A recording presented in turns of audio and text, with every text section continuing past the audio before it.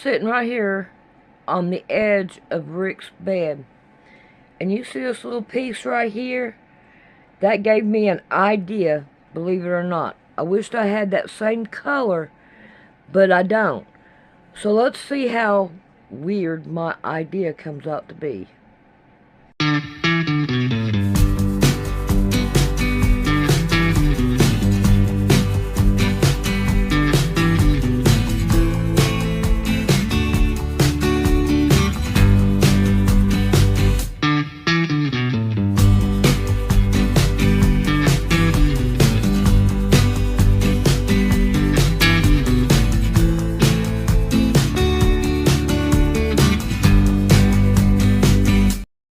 Alright, we're going to leave Mama Cat there.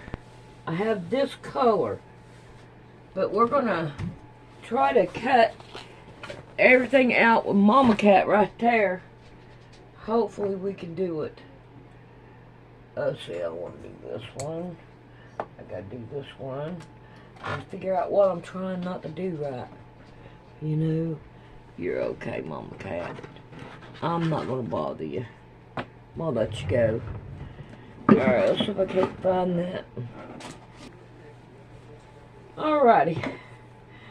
I don't need a whole full one over here, but I do want to try to do it as much as I can. So, what I'm going to do is make sure this is lined up right here. That's what I want to do. Alright, then we're going to take, and we're going to cut down this side.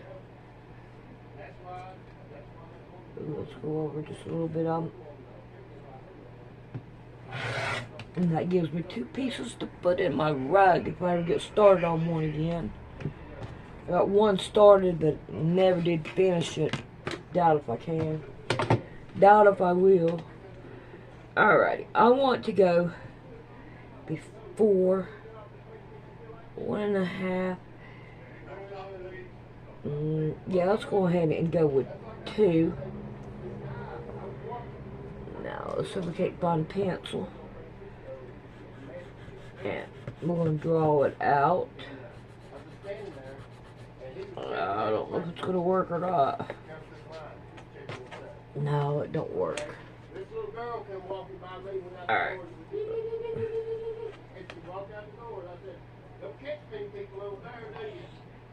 Alright. Let's just do it this way.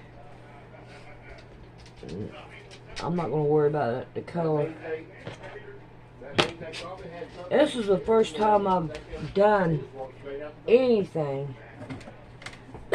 Me and Rick have been really sick. Oh, no, you did close that door. She's in here. Alrighty. I'm going to go in between the 2 lines and go out with it. Alright. I want to be able to cut this. So let's cut it down. Alright, I just want the 2. Okay? I want this right here to be with it. Okay. Can't line it up. Alright. There we go on that side. Alright. I hope this works.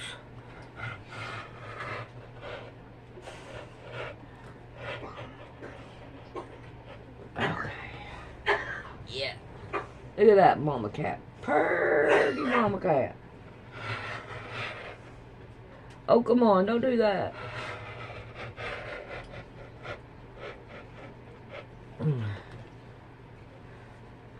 Alright. Alright. Now, I hope it works. Look at that. We made a mistake right there, Mama Cat. So we can't kind of like fix that so we can. Oh, I heard all that bubbling. Did you like that meat that I gave you? Ooh, sneezy, sneezy. Alright. Now, let's see. Wait a minute. Come on, come on. Alright. Well, not what I wanted, but what I got. It'll be fine. We're gonna go that way.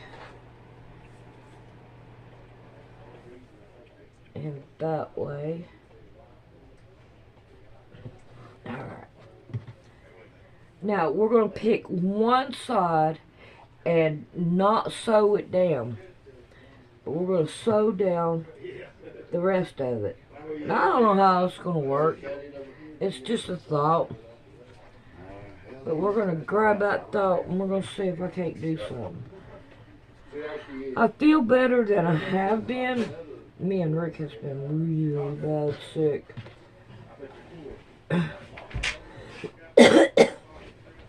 But we're starting to get a little better. Getting a little bit more of our power back. So that's good. It's real good. Alright, let's see what we can do. Alright, I'm going to sew it all the way around, leaving one side open. I've got to turn that on. And Mama Cat, I hope I don't bother you later, but I'm going to have to My responsibility was project leader or the senior project engineer. We began to work on the design of a microchip that, when it was completed, was 0.75 millimeters in diameter, 7 millimeters long. It was the size of 1/4 of a grain of rice. Again, I want to say that I was not a Christian and there were no Christians there. They said they wanted this to have a power source and be able to emit a signal. And they told us they wanted us to use lithium as a battery source. Lithium's used in watch batteries, it's used in heart pacemaker batteries, it's used in a lot of places. I designed into this microchip a little charging circuit that would charge that battery. This sounds like a lot of technical things coming together, but if you'll bear with me 1 minute, you'll see what God has laid out about this microchip. When we discovered that we needed to be able to charge that battery, I needed a temperature change, a change in temperature to cause current to flow through that little charging circuit that would charge the battery. So we began to investigate and find out where in the body does the temperature change the most rapidly. We spent over $1 million in taxpayer money, and when the results came back, there was a lot of information. We divided it up amongst 3 teams, and then came back together with that information. It was determined that there were 2 places in the body that were ideal for the microchip. One was just below the hairline on the forehead. Every mother checks their child's temperature right here. So we could have paid the mothers $1 million and saved. I never saw a mother check their child's temperature on their ankle. Always right here. The other place was the hand, the right hand preferred, because most people are right-handed. This didn't bother me, and it didn't bother anybody else on the team. The hand seemed a good place. Nobody wanted it here. And so the design work, everything was completed. The microchip was done. You're seeing it now on some of the Discovery Channel presentations. There are people who have received it already. It is real. It's not something that's coming way down the road. They gave me a Bible. They told me not to read the book of Revelation. They said the book of Revelation is too hard to understand. So I waited, and I didn't read the book of Revelation for quite some time. Then one day I came to Revelation 13, verse 16. And he causes all, both small and great, rich and poor, free and bond, to receive a mark in their right hand or in their forehead. I didn't like what I saw. I went back and looked up the word mark. I went to the Strong's Concordance, and I found that John had used 3 words for the word mark. Charagma, charicature, and charax. That was from the Greek. I looked at those words. They talked about a scratch or an etching. They talked about a lot of things. And I said, God, this isn't it. We didn't do it. He said, go to the word for 666. The word is chixastigma. In the Greek, it says to go to 4742 as a cross. The last half of the word chixastigma. And when I looked at what it says stizo, i.e. to stick, to prick, a mark incised or punched into for recognition of ownership. I thought about the little injection tool. The end of it is called an incisor. I began to weep and I began to cry, and I said, oh God, what have we done? I couldn't believe that this lined up with what we had developed. And I began to run from God. I didn't run away from the church, I ran into the church. I tried to do as many things as I could to atone for this. But I want to tell you something, as God is my witness here tonight, this got in the way. Money got in the way. I had beautiful homes overlooking the lake. I had all the things that I wanted, and I ran because of the money. My ability to go and get $250,000 in research money took me away from telling the message. I ran for many years. What I want to tell you is that this is real. The microchip implant is real. Credit cards are failing. They can be counterfeited. The new smart card can be counterfeited. They can be stolen. They can be lost. All kinds of things can happen to a card. But you cannot lose your hand. Very quickly they're going to move to this being in the hand. And I tell you, as a Christian, you cannot take this. No matter what anybody says, God's word says you cannot take it. No matter what they try to talk you into, God's word says don't take it.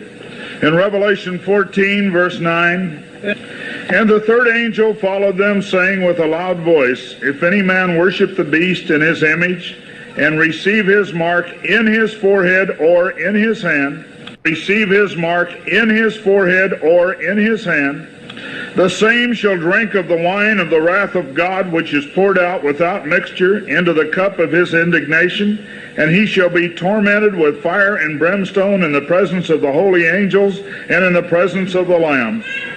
And the smoke of their torment ascendeth up forever and ever, and they have no rest day nor night, who worship the beast in his image, and whosoever receiveth the mark of his name. Here is the patience of the saints. Here are they that keep the commandments of God and the faith of Jesus.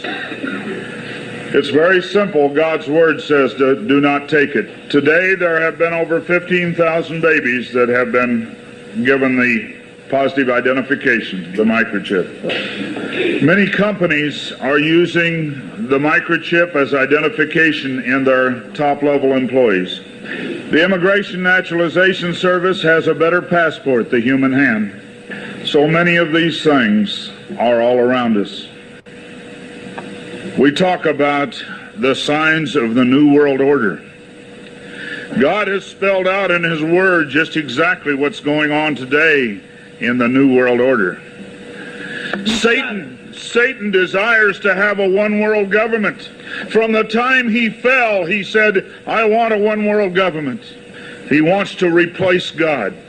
And so we see a government put together by men, a one-world government. The signs of the times are all around us.